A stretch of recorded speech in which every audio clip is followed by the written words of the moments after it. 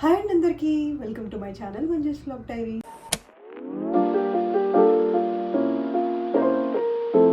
ఈరోజు నా life experience మీతో ఒకటి షేర్ చేసుకోవాలనుకుంటున్నానండి. ఎందుకంటే కనీసం ఒక్కరికైనా యూజ్ అవుతుందని. ఈ వీడియో ఏంటంటే బర్త్ కంట్రోల్ ఆప్షన్స్ ఉన్నాయి కదండి. ఆ బర్త్ కంట్రోల్ ఆప్షన్స్లో నేను ఇంట్రాయూట్రైన్ డివైస్ కాపర్టీని అయితే వేయించుకున్నాను. నేను ఇది 2020లో మా బేబీ పుట్టాక, అదండి అమ్మాయి పుట్టింది నాకు. అమ్మాయి పుట్టాక 2021 జాన్లో అయితే వేసుకున్నాను. యాక్చువల్లీ దీని ప్రాసెస్ అయితే నాకు ముందు చాలా భయం వేసింది. నేను కూడా ఇలాగా యూట్యూబ్ వీడియోస్లో అన్నిటిలో నెతికి తర్వాతే నేను హాస్పిటల్కి వెళ్ళాను. కాకపోతే డాక్టర్ మాత్రం బాగానే డీల్ చేశారు. ఏం లేదండి, ఇంత చిన్నగా ఉంటుంది డివైస్. ఆ డివైస్ వల్ల మనకి బర్త్ కంట్రోల్ అయితే అవుతుంది. సో అందుకని చెప్పి మా డాక్టర్ ఇది నాకు అడ్వైస్ చేసేసరికి నేను ఆ డివైస్ అయితే వేయించుకోవడానికి వెళ్ళాను. I still remember the day. ఆ రోజు ఫుల్ నర్వస్నెస్తో అయితే నేను డాక్టర్ దగ్గరికి వెళ్ళాను. అండ్ ఇట్ హార్డ్లీ టు ఒక 5 to 10 మినిట్సే తీసుకుంది ఆవిడ వేయడానికి. కానీ ఇట్ ఈస్ పెయిన్ఫుల్. అంటే అన్బేరబుల్ పెయిన్ ఏం కాదు, కానీ ఇట్ ఈస్ పెయిన్ఫుల్. ఈ ఇంట్రాయూట్రైన్ డివైస్ ఎప్పుడేస్తారంటే, నాకు పాప పుట్టి ఎగ్జాక్ట్గా ఒక 30 days అయితే అయింది. ఆ 30 daysతో బ్లీడింగ్ అవుతుంది కదండి. ఆ బ్లీడింగ్ స్టాప్ అవ్వకముందే నాకు ఇదైతే వేశారు. సో 30 days, ఎగ్జాక్ట్గా 30 days తర్వాత వెళ్ళాను నేను. సో 31st day వెళ్ళాను. ఆ 31st day అయితే నాకు ఈ డివైస్ వేశారు. అండ్ నిజంగా ఆ 5 minutes కూడా నేను బాగా ఇట్లా గట్టిగా ఆ నర్సులందరినీ నొక్కేస్తూ అలా బాగా భయపడిపోయాను. కాకపోతే అయ్యాక ఒక 10 to 15 minutes డిస్కంఫర్ట్గా అనిపించింది. దాని తర్వాత అంతా నార్మల్ అయిపోయింది. So I thought it was normal. Like ఇంకా ప్రతి మంత్ కూర్చోడానికి అసలు ఏం ఇబ్బంది ఏం లేదు. స్టార్టింగ్లో ఎలా ఉండేదంటే, ఎప్పుడైనా సడన్గా కూర్చున్నప్పుడు కొంచెం పెయిన్ అయితే వచ్చేది. దాని తర్వాత నాకు ఆ పెయిన్ కూడా ఏం తెలియలేదు. So I was like normal, అంతా నార్మల్గానే ఉంది. కాకపోతే నాకు డెలివరీ అయినా ఈ 30 days అయిపోయిన తర్వాత కొన్ని డేస్ గ్యాప్ ఇచ్చి నాకు మళ్ళీ నెక్స్ట్ మంత్ రెగ్యులర్ పీరియడ్స్ అయితే స్టార్ట్ అయిపోయాయి.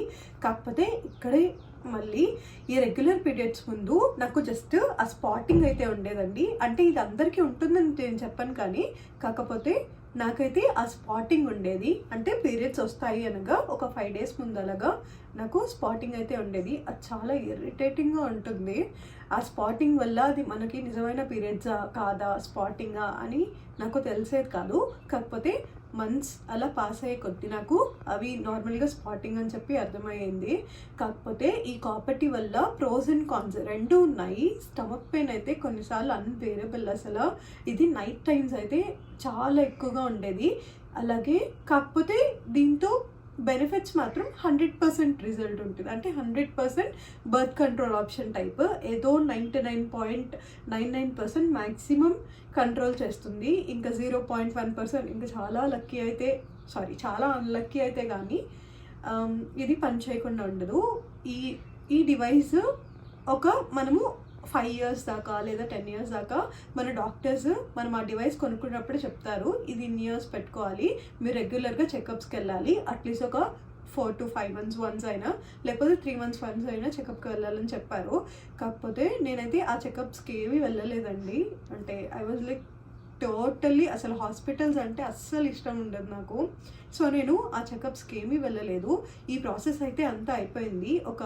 ఈ మంత్స్ అంతా నార్మల్గా ఎవ్రీ మంత్ లాగే, every month same pain, every month same spotting, every month ఇలానే అయిపోతుంది. సో వన్స్ నేను డాక్టర్ దగ్గరికి వెళ్ళి చూపించుకున్నాను. ఒక 1 year అయ్యాక చూపించుకుంటే డాక్టర్ వాజ్ లైక్, అంత బాగానే ఉందమ్మా, it is in the place. అంటే అది ఎగ్జాక్ట్గా పొజిషన్లో పెడతారు కదా, ఆ పొజిషన్లో ఉందో లేదో చూసి డాక్టర్ అయితే చెక్ చేసి చెప్పారు.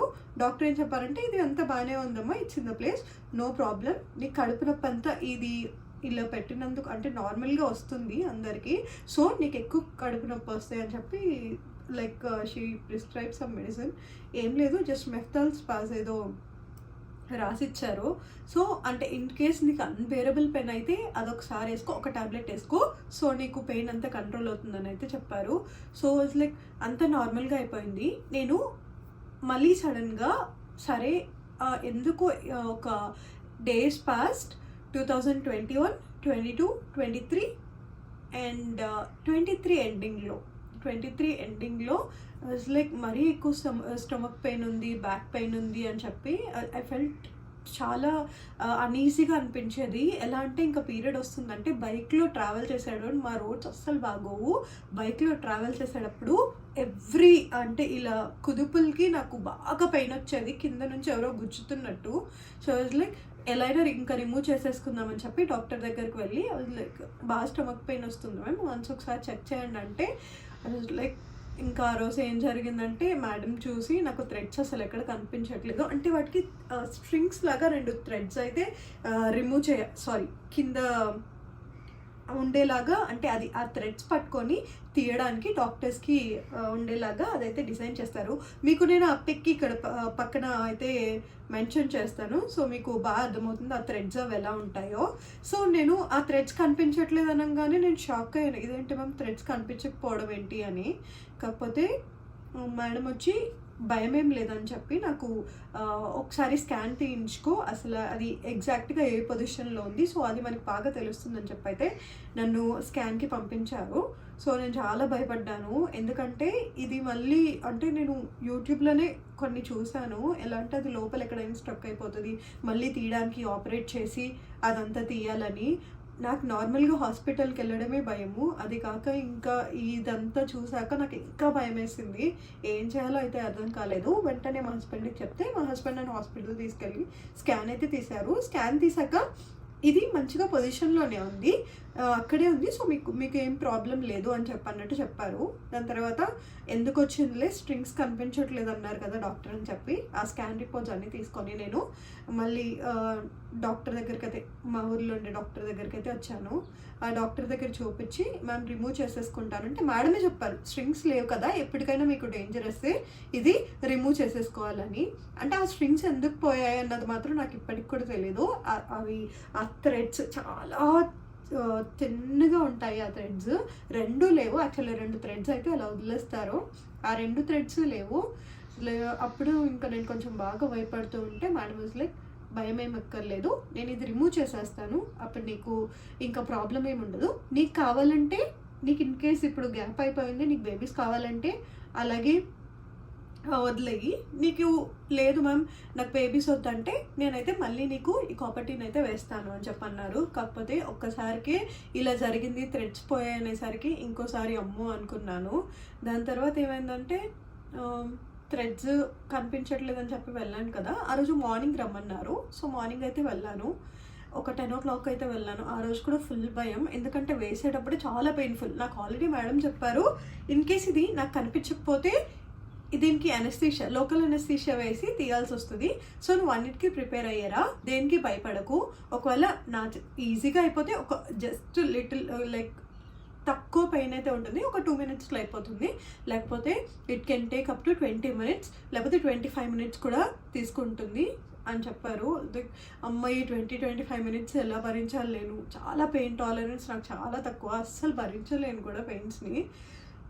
సో ఇంకా డాక్టర్ దగ్గరికి వెళ్ళి అంతే ఇంకా చెక్ చేయించుకున్నాను. ఆవిడ పెట్టి అన్నీ చెక్ చేస్తున్నారు, కానీ అదైతే ఆ డివైస్ అయితే నా దాంట్లో అసలు కనిపించట్లేదు. ఎంతసేపు చెక్ చేసినా కూడా కనిపించలేదు. నేనైతే లిటరల్గా బెగ్ చేస్తున్నాను, మేడం ప్లీజ్ మేడం నాకు ఎనస్థీషియా ఇవ్వండి, చాలా పెయిన్ఫుల్గా ఉంది, నేను తట్టుకోలేకపోతున్నాను అని. అయినా కూడా ఫస్ట్ లైక్ ఏం లేదు, నేను చూస్తున్నాను, ఇన్ కేస్ ఒక 2 minutes చూద్దాము, అప్పుడు కానీ దొరకకపోతే అప్పుడు ఎనస్థీషియా ఇస్తానండి. అది నాకు ఎలా అనిపించిందంటే ఇంకా మొత్తం అంతా స్టార్టింగే నొప్పి అంతా భరించేశాక ఇంకా భరించడానికి ఇంకేముందిలేండి అన్నట్టు అనిపించింది. దాని తర్వాత ఇంకా యాజ్ యూజువల్ ఆ డివైస్ అయితే కనిపించలేదు. ఆ రోజు చాలా unlucky day and worst in my life. ఆ డివైస్ అయితే కనిపించలేదు, నరకంలా అనిపించింది ఆ రోజు. అండ్ ఆ డివైస్ మళ్ళీ ఎనస్థీషియా అయితే ఇచ్చారు. నా బ్యాడ్ లక్ ఏంటంటే ఆ ఎనస్థీషియా కూడా నాకు అస్సలు ఏమి మత్తు రావడం కానీ లేకపోతే అక్కడి వరకు తిమ్మిరి రావడం కానీ అలా ఏం లేదు. నార్మల్గా పెయిన్ నార్మల్ డివైజెస్ అన్ని పెట్టి ఆవిడ చేస్తుంటే ఇప్పటికి తలుచుకున్నా కూడా చాలా భయం వేస్తుంది. నిజంగా one of the worst days in my life. నాకు డెలివరీ అప్పుడు కూడా నాకు ఇంత పెయిన్ రాలేదనే చెప్పాలి. అంటే నాది సి సెక్షన్ కాబట్టి, సి సెక్షన్ కంటే ఇది నేను బాగా పెయిన్ అనుభవించాను ఆ రోజు. ఆఫ్టర్ 20 minutes ఆవిడ అవన్నీ పెట్టి మొత్తం చూస్తూ ఆ తర్వాత అయితే అది బయటకు తీసి చూపించారు. ఫైనలీ ఐ గాట్ ఇట్ అని, ఏదో బేబీని బయటకు తీసుకొని వచ్చి చూపిస్తున్నట్టు ఫైనలీ ఐ గాట్ ఇట్ అని చూపించారు.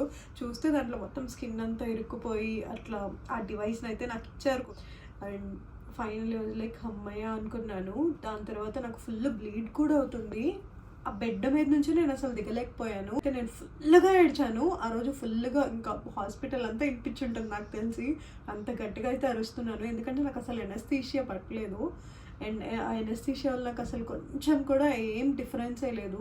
చాలా అంటే చాలా ఫీల్ అయ్యాను ఆ రోజు. అరే ఎందుకు వేయించుకున్నాము, అవసరమా, నార్మల్గా వేరే మెథడ్స్ ఏమైనా ఉంటాయి కదా, ఆ ప్రొసీజర్స్ అయితేనే బెటర్ ఏమో, ఇదైతే చాలా పెయిన్ఫుల్గా ఉంది అని చెప్పి అనిపించింది. కాకపోతే మిగతా వాటితో పోల్చుకుంటే అందరూ సజెస్ట్ చేసింది ఇది అందరికీ పడుతుందని చెప్పలేము, కానీ కొంతమందికి పడచ్చు, కొంతమంది పడకపోవచ్చు అని చెప్పి అయితే డాక్టర్ అయితే చెప్పారు. కానీ షీ వాజ్ వెరీ స్వీట్. ఎంత స్వీట్ లేడీ అంటే, కానీ చాలా ఎక్స్పీరియన్స్ ఉంది కాబట్టి అలా అయినా నాకు ధైర్యం చెప్పి అదైతే రిమూవ్ చేశారు. లేకపోతే ఆ రోజు నేను అసలు లైక్ ఆపరేషన్ థియేటర్లోకే లోపలికి కూడా వెళ్ళుండేదాన్ని కాదు. అండ్ ఫైనల్లీ అది రిమూవ్ చేశాక నార్మల్గా రెగ్యులర్గా పీరియడ్స్ ఎలా అయితే రెగ్యులర్గా పీరియడ్స్ వస్తాయో అలా ఉంది. సో పెయిన్ తగ్గిపోయింది. ఇప్పుడు అంటే ముందులాగా స్పాటింగ్ లేదు. సో నేను మీకు ఇది ఎందుకు షేర్ చేస్తున్నానంటే, ఈ కాపర్టీ వల్ల ప్రోస్ ఉంటాయి, అలాగే కాన్స్ ఉంటాయి. అంటే ఈ కాపర్టీ ఎలా అయితే నిజంగానే బర్త్ కంట్రోల్ చాలా ఎఫెక్టివ్గా పనిచేస్తుందో, అలాగే పెయిన్ టాలరెన్స్, అంటే ఇలా స్ట్రింగ్ ఏమైనా, నేను అన్లక్కీ కాబట్టి ఇలా నాకు అయ్యింది, అందరికీ ఇలా అవుతుందని కాదు. కాకపోతే ఇట్స్ హార్డ్. ఆ రోజైతే ఎప్పటికీ మర్చిపోలేను. అంత నొప్పినైతే భరించాను నేను ఆ రోజు. ఈ వీడియో కనుక మీకు నచ్చినట్టయితే లైక్ చేసి, షేర్ చేసి, సబ్స్క్రైబ్ అయితే చేసుకోండి. ఈ వీడియో కనీసం ఒక్కరికైనా యూజ్ అవుతుంది అనుకుంటున్నాను. అంటే భయపడుతుంటారు కదా, ఇది వేయించుకోవాలా వద్దా అనుకున్న వాళ్ళకి, అంటే ఫర్ ష్యూర్ అంటే డిఫరెంట్ పర్స్పెక్టివ్స్ అయితే ఉంటాయి. ఇది నా సైడ్ నుంచి నాకు జరిగిన ఎక్స్పీరియన్స్. అందరికీ ఇలా జరగాలని రూల్ లేదు. Like as every pregnancy is different. ఇది కూడా అలాగే. కాకపోతే one of the worst decisions I have ever made అది వేయించుకోవడం తర్వాత నాకైతే అర్థమైంది. కాకపోతే it is very effective, 100% it is very effective. So మీరు కనుక ఒకవేళ ఈ మెథడ్ని ట్రై చేయాలంటే వన్స్ కన్సల్ట్ యువర్ డాక్టర్. అలాగే మీరు బాగా డిస్కంఫర్ట్ ఫీల్ అవుతుంటే మాత్రం వెంటనే డాక్టర్కి వెళ్ళి కన్సల్ట్ చేయండి. అంటే లోపల ఏం జరుగుతుందో మనకు అసలు తెలియదు కదా. సో అందుకే నాకు డాక్టర్ చెప్పిన ఫస్ట్ విషయం ఇదే, అసలు నువ్వు ఎందుకు ఇంత గ్యాప్ తీసుకున్నావు అంటే, లిటరల్లీ నేను 2021 నుంచి 23 డిసెంబర్ దాకా నేను ఓన్లీ వన్స్ చెకప్కి వెళ్ళాను. అంటే కనీసం 3 months వన్స్ అయినా చెకప్ చేసుకోవాలి, లేకపోతే 4 months వన్స్ అయినా. నేను ఈ ఎంటైర్ 3 yearsలో ఓన్లీ వన్స్ అయితే చెకప్కి వెళ్ళాను. దానికైతే బాగా తిట్టాను డాక్టర్. సో మీరు నాలా మాత్రం అసలు చేయకండి. ఎవ్రీ 3 months వన్స్కి అయితే వెళ్ళి కంపల్సరీ చూపించుకోండి. And thanks for watching. మీరు కనుక ఇప్పటిదాకా నా వీడియోని కనుక చూస్తే ఖచ్చితంగా లైక్ చేయండి. అలాగే please share and subscribe. Thanks for watching. Bye. See you in the next video.